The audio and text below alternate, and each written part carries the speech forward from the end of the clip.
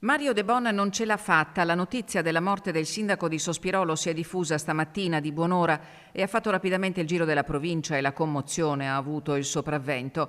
Mario De Bon aveva 55 anni e da qualche tempo conviveva con un cancro che lo ha sopraffatto. Lo scorso 13 agosto De Bon aveva inviato una lettera al presidente della provincia e ai colleghi consiglieri per comunicare le sue dimissioni per motivi personali da consigliere provinciale.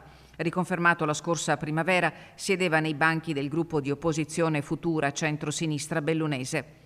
Sindaco di Sospirolo dal 2013, Mario De Bon aveva intrapreso la strada dell'amministratore pubblico nel 2002, quando era stato eletto consigliere comunale a Pieve di Cadore, suo paese d'origine, ma non aveva lasciato la sua professione. Dopo la laurea in ingegneria meccanica all'Università di Padova, De Bon scelse la strada dell'insegnamento, il suo ultimo incarico all'Istituto Brustolonna di Belluno, dove era collaboratore del dirigente scolastico e docente di discipline meccaniche e di officina.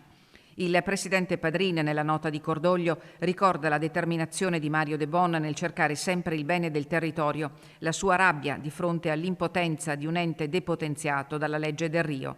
Un sindaco con la S maiuscola, scrive Roberto Padrin, e per De Bon la gratitudine è unanime.